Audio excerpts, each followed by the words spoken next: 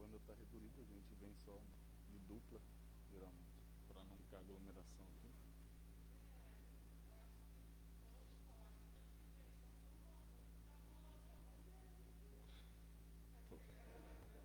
Tomara.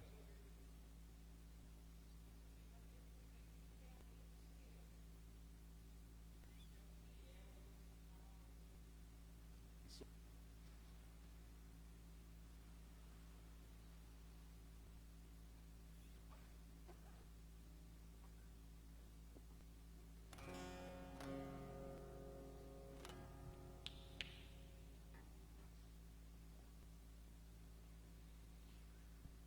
Bom dia, irmãos e irmãs, graça e paz. Bom dia a todos que nos assistem também pela nossa página no Facebook. Deus lhes abençoe. Vamos iniciar o nosso culto matutino orando. Senhor, nós agradecemos por mais uma manhã de vida, manhã que rememoramos que as Tuas graças, as Tuas misericórdias que se renovam a cada manhã. Sabemos que são a causa de nós não sermos consumidos. Obrigado por este tempo que temos, em que o Senhor nos dá a oportunidade de louvar o Teu nome, de engrandecê-lo, de cultuá-lo. Pai, abençoe todos os irmãos e irmãs presentes aqui, todos que também nos assistem.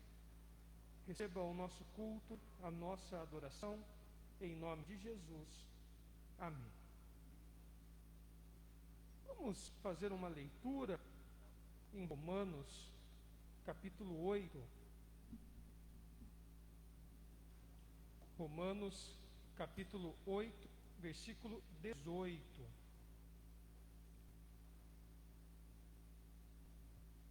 Romanos, capítulo 8, versículo 18.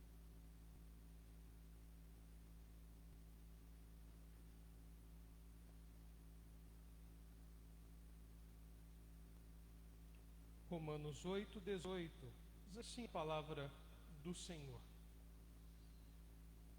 Porque para mim tenho por certo que os sofrimentos do presente tempo não podem ser comparados com a glória a ser revelada em nós. Porque para mim tenho por certo que os sofrimentos do presente não podem ser comparados com a glória a ser revelada em nós. Texto que o apóstolo Paulo nos escreve apontando o futuro, apontando a bênção do futuro ou da salvação, daquilo que nos aguarda. Se temos este horizonte para andar, se temos este horizonte para sonhar e ter esperança, é por causa de Cristo, que na cruz do Calvário entregou sua vida por cada um de nós. Então vamos orar silenciosamente, confessando a Deus os nossos pecados, confessando a Deus as nossas falhas. Oremos silenciosamente.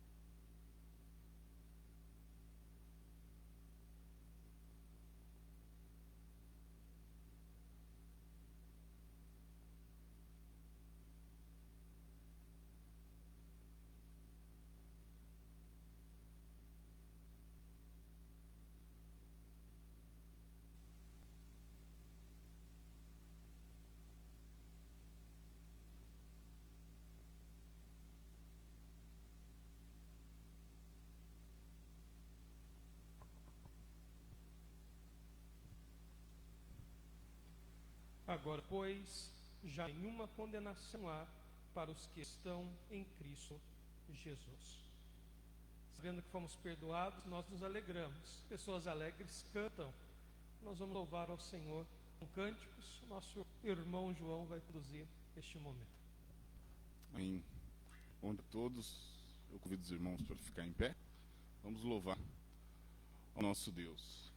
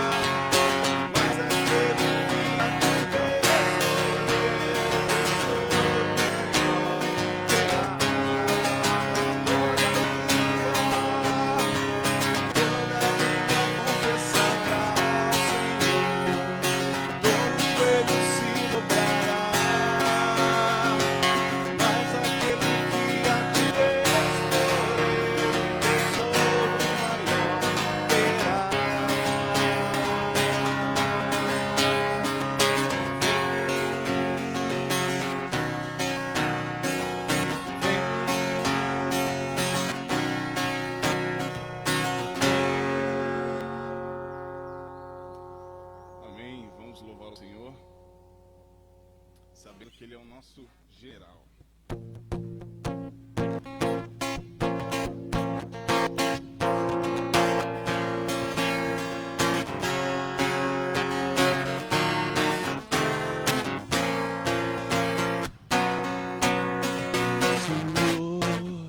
Marchamos sim, o seu exército poderoso é, e sua glória será vista em toda a terra. Vamos cantar o canto da vitória, glória a Deus, vencemos a batalha, toda arma contra nós perecerá.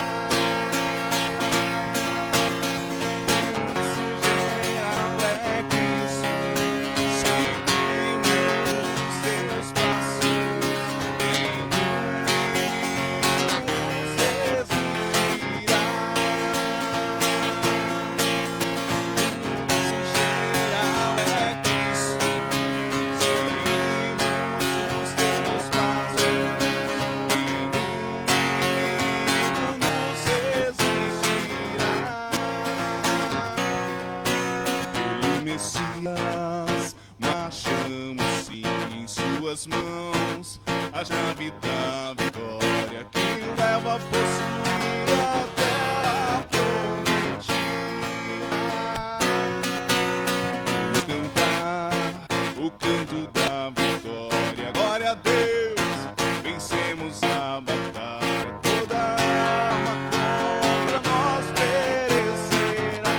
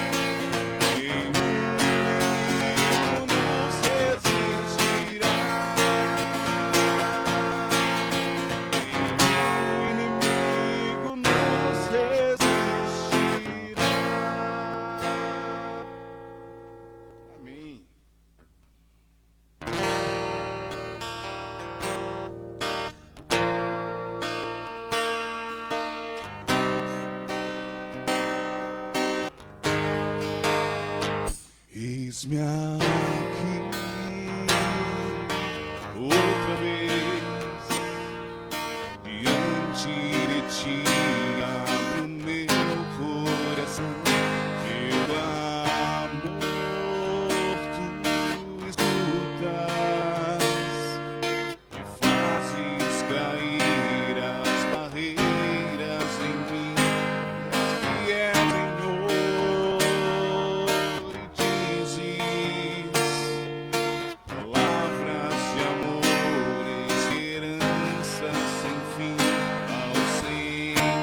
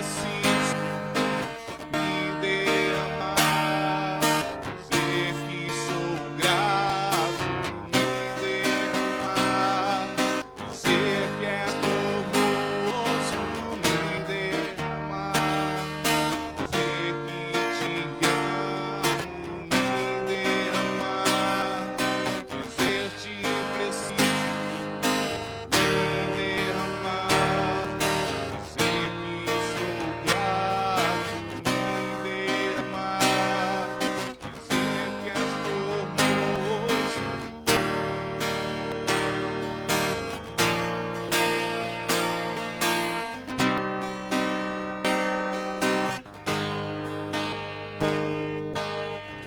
Senhor nosso Deus, nós queremos agradecer ao Senhor pela infinita misericórdia com cada um de nós, por essa oportunidade de estar louvando e agradecendo o Teu santo nome esta manhã, Senhor Jesus. Nós nos derramamos em Tua presença, Senhor, porque sabemos que somos falhos, pecadores, Senhor Jesus, e rogamos, Senhor, a Tua infinita misericórdia, Senhor, sobre cada um de nós. Fica conosco, Senhor Jesus, fala conosco através da Tua palavra. É o que nós te pedimos e te agradecemos desde já, em nome do Senhor Jesus. Amém.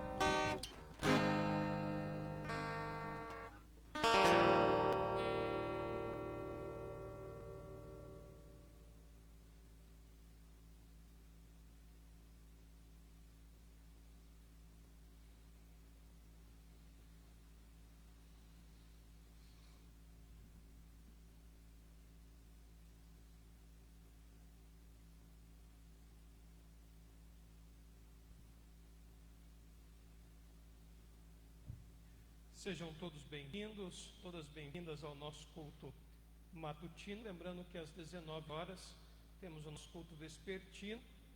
Hoje o mensageiro da noite será o presbítero Ricardo. Eu estarei na Igreja Presbiteriana Filadélfia, segunda igreja de Blumenau, por ocasião do 34º aniversário, ministrando a palavra junto com os irmãos. Era uma congregação filha da nossa igreja, se organizou. Temos a alegria de celebrar os 34 anos da segunda igreja de Blumenau, hoje à noite com o pastor Márcio. As nossas programações hoje, durante a semana, terão uma alteração. Nesta semana, excepcionalmente, a nossa live está na quarta-feira, se tiver canções, às 19h30 e a mensagem às 20 horas. Se nós não tivermos só a mensagem, será às 20 horas na quarta-feira, e na quinta-feira continua normal por enquanto. Temos previsão de manter os nossos cultos, mas devido ao aumento exponencial do Covid-19, teremos uma reunião na terça-feira, são os assuntos abordados. Então, qualquer atualização, nós informaremos nas redes sociais, os grupos da igreja. Extremamente preocupante, né? Tivemos recordes de registros nos últimos dias. Eu acredito que nós teremos alguma medida daqui a algum tempo. É importante preservarmos a integridade de todos os irmãos e irmãs. Bom, para nossa meditação, Apocalipse, capítulo 3.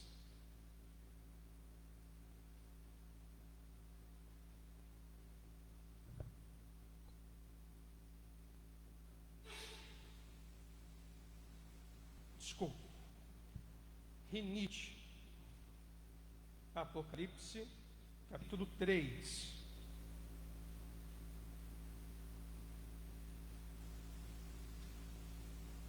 Versículos de 7 a 13.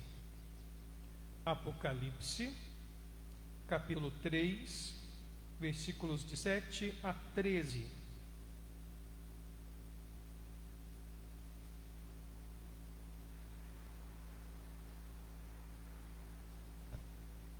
Apocalipse 3, de 7 a 13.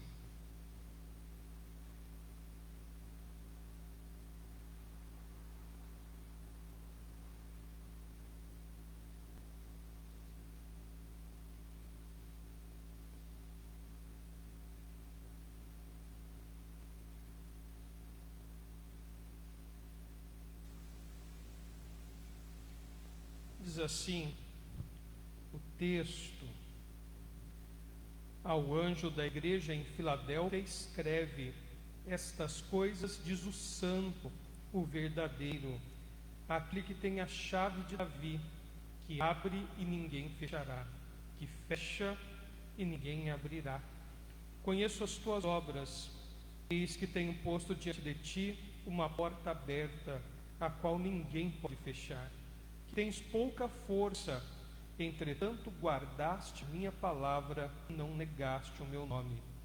Eis, farei que alguns dos que são da sinagoga de Satanás, desses que a si mesmos se declaram judeus, e não são, mas mentem, eis que os farei vir e prostrar-se aos teus pés, e conhecer que eu te amei.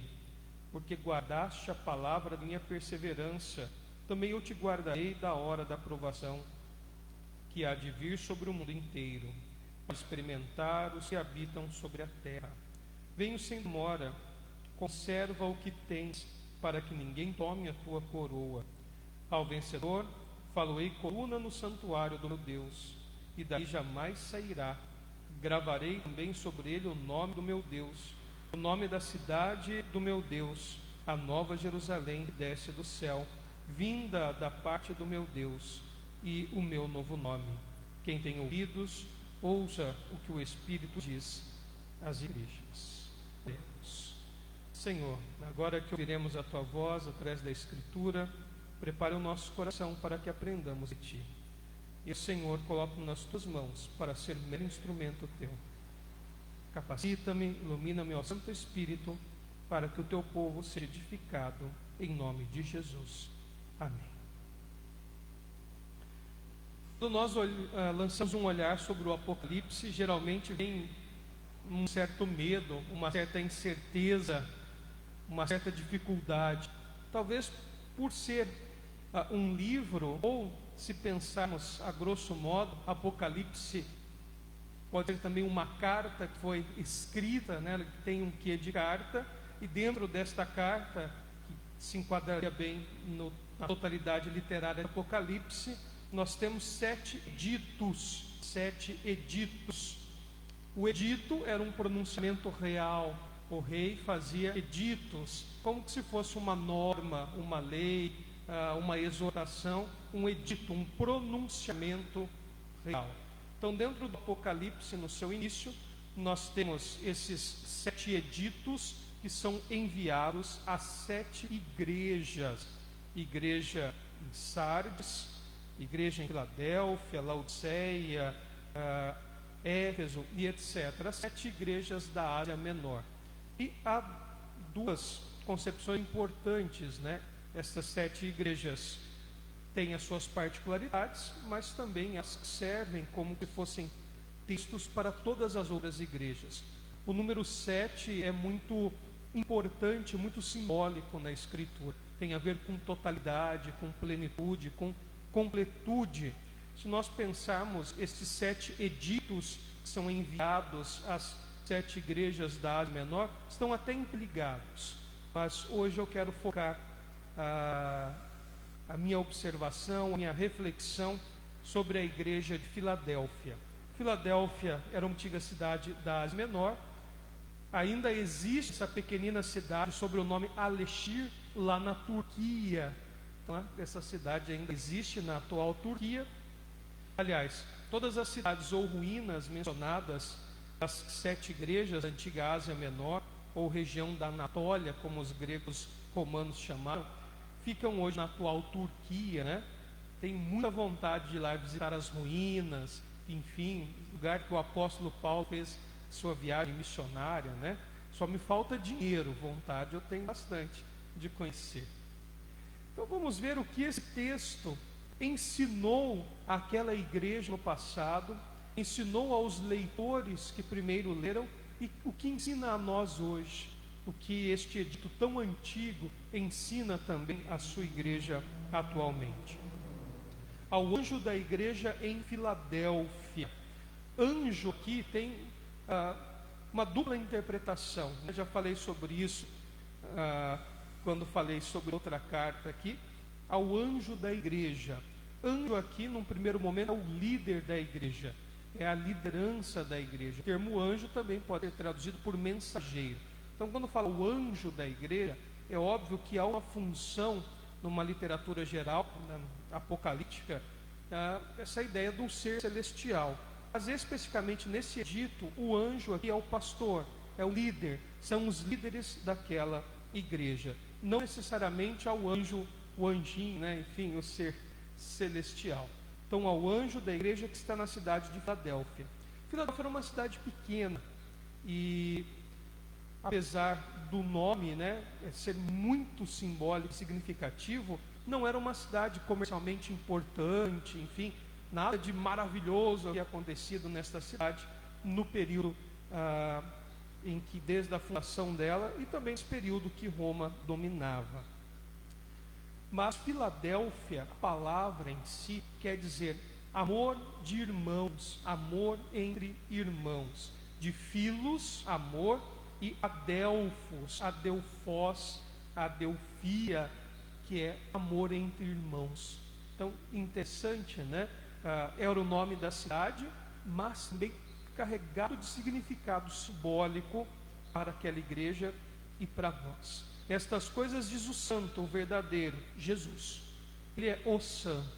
Então, todas as vezes que você vê no singular, o santo, é Jesus Cristo, o separado de Deus. Aquele que tem a chave de Davi, ou seja, aquele que tem poder, aquele que tem autoridade, aquele que carrega sobre si a autoridade monarca, de soberano. Então tem a ver com soberania, esta ideia de chave de Davi, que abre presente e ninguém fechará, futuro, que fecha e ninguém abrirá, fecha presente, abrirá futuro. É um quiasmo, O quiasmo que a gente fala é como faz o sanduíche literário, Você tem aqui os verbos brincando, Abre no presente, fecha no presente, abre no futuro e fecha no futuro. O que este pequeno trecho poético quer dizer para a gente, esses verbos de fechar e abrir? A soberania de Cristo, a soberania do Senhor. Ou seja, é o Cristo que faz algo, ninguém pode mudar. Então, é um paralelismo de ideias, meio que poético, essa ideia de abrir e fechar, por ter as chaves de Davi, mas é Cristo reivindicando sobre ele a soberania. Ele é rei, ele é soberano, ou seja, ele tem poder sobre todas as coisas. O que ele faz, ninguém pode desfazer. Esta é a ideia do texto. Conheço as tuas obras, eis que tenho imposto diante de ti uma porta aberta, oportunidade de evangelismo, oportunidade de missão, colocando diante da igreja de Filadélfia, essa comunidade da cidade do amor entre irmãos, uma porta aberta, ou seja, oportunidade de evangelizar, oportunidade de pregar o evangelho. Isso quer dizer porta aberta, a qual ninguém pode fechar. Veja, vai fazer um paralelismo com o texto lá em cima de novo. Eu estou dando essa oportunidade e vai acontecer, vai ser próspero. Daqui já se tira uma lição importante para as igrejas dos dias de hoje. Às vezes nós estamos forçando a barra em pregar em algum lugar, em desenvolver algum trabalho, e não é porta que Deus abriu. Veja, quem mostra o evangelismo, o local onde nós devemos proclamar o evangelho, é o próprio Deus, Ele que direciona.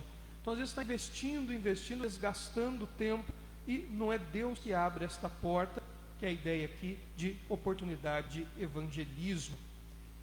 Que tens pouca força, igreja pequena, igreja pequena. A igreja de Filadélfia é uma igreja pequena. E é interessante que junto com a igreja de Esmirna, que também recebe esse edito, não há nenhuma crítica a essas igrejas. Todas têm elogios e críticas.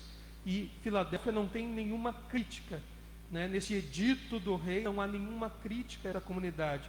Era uma igreja pequena, pouca força, de pequeno número, e também uma igreja pobre, uma igreja que financeiramente empatava as suas contas. Isso quer dizer pouca força. Entretanto, guardaste a minha palavra e não negaste o meu nome. Ou seja, não fez aquele monte de coisa ruim que as outras igrejas aqui fizeram. Apesar da sua pequenez, da sua simplicidade, da sua pobreza, era uma igreja que guardava a palavra, ou seja, que praticava as obras de Jesus. Isto é guardar a palavra. Guardar a palavra não é você memorizar a Bíblia e sair fazendo metralhadora de versículo. 1, 2, 3. Guardar a palavra, guardar o nome, não negar o nome, significa praticar. Praticar aquilo que Cristo ensinou. Não adianta você corar a Bíblia e não praticá-la. Há quem se gaba que leu a Bíblia 70 vezes. Olha, se 70 vezes tivesse ajudado alguém que precisa, teria sido muito mais cristão. Entretanto, guardaste a palavra e não negaste o meu nome. Eis farei que alguns que são da sinagoga de Satanás. Sinagoga de Satanás não era o nome da sinagoga, né? Você imagina pôr o nome sinagoga de Satanás? Mas a ideia é que aquela sinagoga, que era a comunidade de judeus da região de Filadélfia, perseguia o cristianismo. Então vamos abrir um parênteses aqui. Quem está estudando Atos comigo às terças e quintas, ou quando a gente muda o dia, mas quem está estudando Atos comigo já viu a perseguição que era promovida pelos judeus aos cristãos, principalmente após o ano 70, quando Jerusalém é invadida pelos romanos, o templo é destruído e os judeus expulsos. Então os judeus começam a se reorganizar, e nesta reorganização deles, expulsos agora de Jerusalém, eles são extremamente radicais, porque eles dizem que foi por culpa dos cristãos que Jerusalém foi invadida. E muitos cristãos diziam o contrário: não, é por culpa dos judeus que negaram Cristo que Jerusalém foi invadida. E aí tínhamos uma animosidade, e a perseguição era real. Os judeus, a sinagoga, levava à morte. Estudamos o capítulo 15, 16, agora 17 de Atos, e vimos isso na prática, como que Paulo, Silas e Timóteo são perseguidos ali na região da Grécia, da Macedônia, em Tessalônica, em Bereia, enfim. Sinagoga de Satanás, sinagoga que persegue. O termo Satanás quer dizer o adversário, o inimigo, aquele que se coloca contra. Bom, numa primeira denotação, o texto quer falar que é o diabo, o capeta, o ser espiritual? Não necessariamente. Pode ser apenas uma questão literária. Todos aqueles que são inimigos de Deus são satanases. Não precisa ser só o cão, não, o capiroto, o indivíduo lá que caiu do céu. Qualquer pessoa que se coloca contra, que é inimigo do reino, da expansão, que persegue, tem parte com o capeta, também se torna Satanás. Então esses que perseguem, esses judeus, esta sinagoga, perseguem essa pequenina igreja em Filadélfia, algo vai acontecer. Desses que assim mesmo se declaram judeus e não são, mas mentem. Paulo aborda um pouco essa ideia, Nem todo de Israel é verdadeiro israelita. Ou seja, o fato da nacionalidade, de dizer judeu como ser Deus, não garante absolutamente nada. Então esses perseguidores, que a si mesmo se declaram de Deus, mas não são, isso que é a ideia de se declarar judeus, não tem nada a ver com a etnia. Eis que os farei vir e prostrar-se aos teus pés e conhecer que eu te amei. É uma ironia. Esses que perseguem serão convertidos. A ideia de prostrar-se aqui, mais do que ajoelhar-se, é deitar à altura dos pés. E a linguagem que traz aqui é pedir perdão. Esses que perseguiram vão pedir perdão para vocês e vão conhecer que eu amei vocês, ou seja, eles que serão convertidos. E é algo tremendo quando isso acontece, Alguém que persegue, tornar-se cristão. Aquele que perseguia, agora, como o próprio apóstolo Paulo, tornar-se perseguido. Então esta é a ideia: esses que perseguem vão pedir perdão, porque guardaste a palavra da minha perseverança. Ou seja, praticaram a Bíblia. Também eu te guardarei da hora da provação que há de vir sobre o mundo inteiro. Qual provação? Nós não sabemos. Fome, guerra, doença, qual o problema que sobreviria, para experimentar os que habitam sobre a terra. Ou seja, Deus protege esta comunidade porque ela pratica. E apesar de ser pequena e financeiramente inviável, Deus dá a oportunidade a essa pequenina igreja evangelizar. A ideia da porta aberta. Quanta coisa rica esse texto nos traz. E agora vem o consolo final, né? As palavras finais desse edito real. Venho sem demora, conserva o que tens para que ninguém tome a tua coroa. Coroa dá a ideia de regência, ou melhor, vice-regência.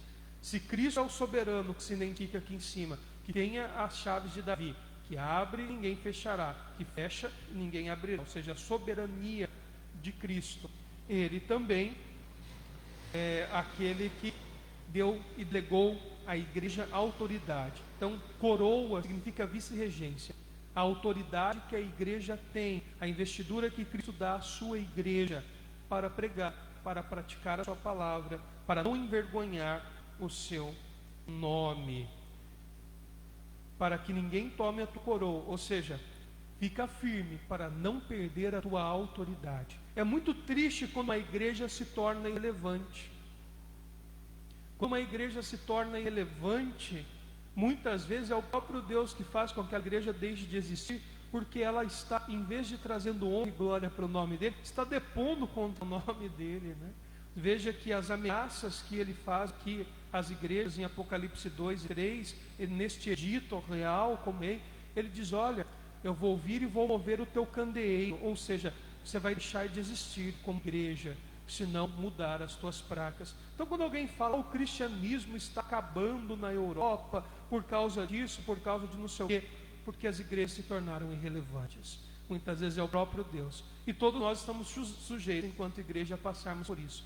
Se deixarmos de aprender com Filadélfia a prática da palavra, a prática do amor, as portas que Cristo dá como oportunidade de evangelismo, e nos tornarmos irrelevantes, pode ser que deixemos também de existir. É o edito, o puxãozinho de orelha para as igrejas contemporâneas. Ao vencedor, falo-ei coluna no santuário de meu Deus. Eternidade, isso aqui tem a ver com eternidade. Falar a coluna no santuário vai permanecer firme, é forte, mas essa ideia de eternidade. E jamais sairá. Gravarei sobre ele o nome do meu Deus.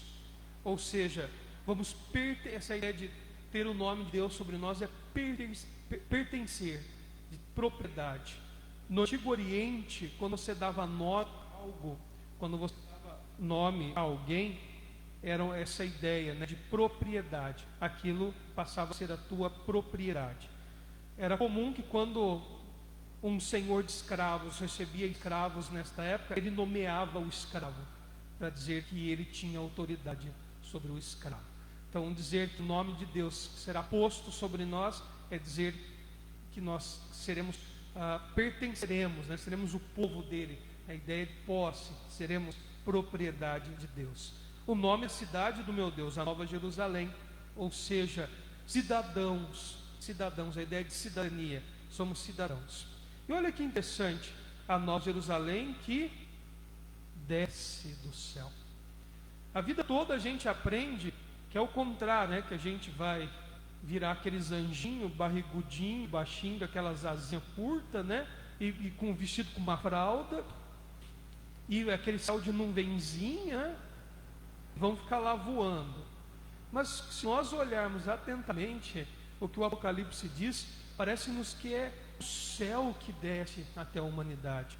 Aliás, se nós pensarmos aqui essa Jerusalém, o que desce, a ideia que está descendo, que está vindo, né? É um particípio interessante aqui, né?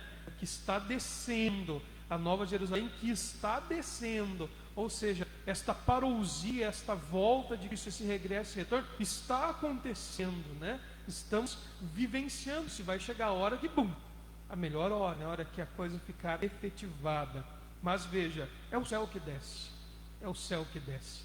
Se você acha que você vai ter uma experiência de anjo assim, não, nós vamos ser seres humanos, perfeitos, mas seres humanos.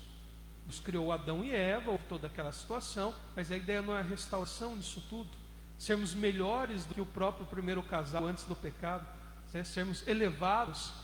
Antes Adão e Eva tinham uma série de privilégios Mas agora o apóstolo Paulo fala que nós teremos um corpo como o de Cristo, similar ao de Cristo. Ou seja, uma elevação para a criação, mas nesta terra perfeita e restaurada. Não é a gente que sobe, parece que é o céu que desce, numa boa interpretação do Apocalipse. Vindo da parte do meu Deus, e o meu novo nome. Essa ideia do Cristo falando do seu novo nome, é a ideia que todos vão reconhecer, todos vão se dobrar diante dele, sejam salvos, não salvos, mas todos aqueles vão reconhecer que Cristo é soberano, que se identifica. E veja, neste edito inteiro, nós sabemos que é Cristo que está falando com esta igreja.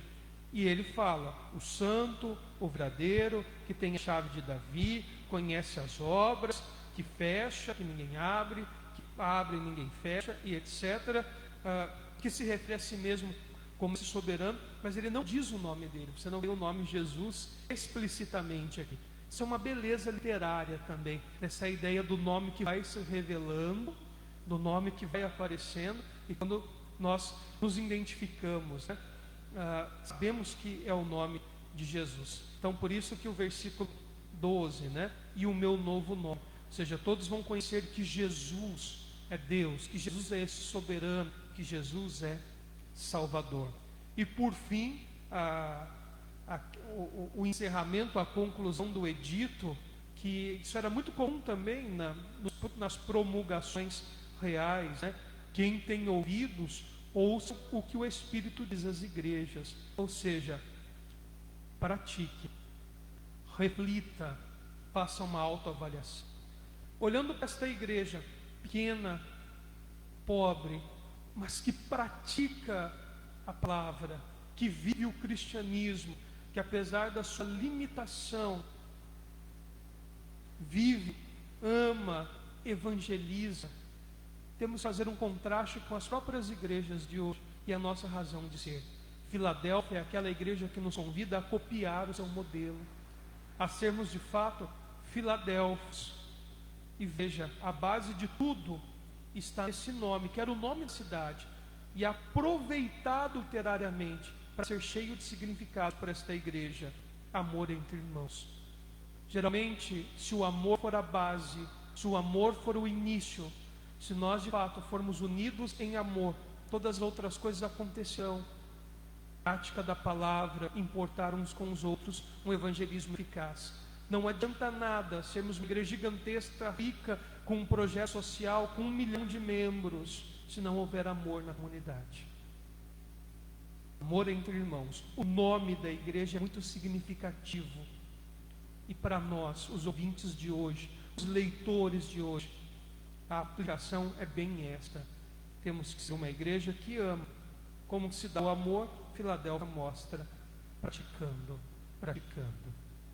Irmãos e irmãs, vivemos tempos difíceis, de pandemia, de isolamento social, de aumento dos casos, de insegurança quanto ao retorno desta doença e de ter uma vacina realmente eficaz. Olhando para esta carta, eu aprendo que mais do que nunca devemos mostrar o nosso amor entre irmãos e irmãs, com a nossa prática, com a nossa solidariedade. Que essa palavra encontre guarida em nosso coração e sejamos como esses cristãos de Filadélfia.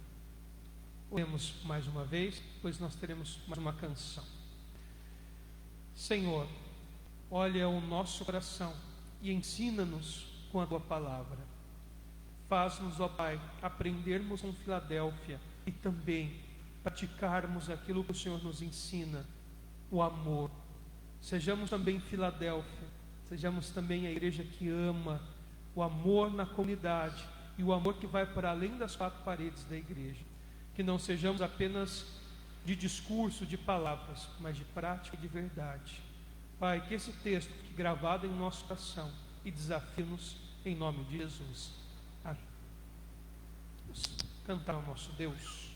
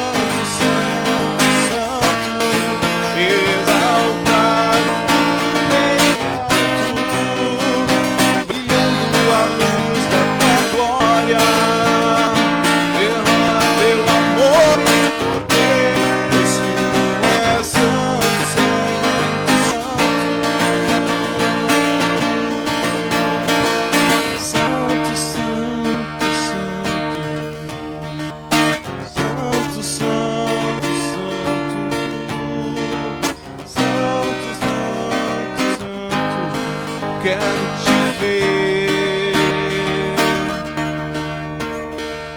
Santo, santo, santo, santo, santo, santo, santo, santo, santo, quero te ver. Eu quero te ver. Quero te ver. Eu quero te tocar. Quero te abraçar. Quero te ver. Quero te ver. Quero te ver. Quero te tocar. Quero te abraçar. Quero te ver. Santo, santo, santo, santo, santo, santo, santo, santo, santo, quero te ver. Vamos nos colocar em pé e despedirmos com a bênção do Senhor. Irmãos e irmãs, que a graça do nosso Senhor e Salvador Jesus Cristo, o amor, a bênção de Deus, o Eterno Pai, a comunhão e a consolação do Santo Espírito esteja com todo o povo de Deus aqui presente e espalhar sobre a face da terra para todos sempre. Amém. Obrigado a todos e a todas que nos acompanharam também online. Deus lhes abençoe. Bom domingo a todos e a todas.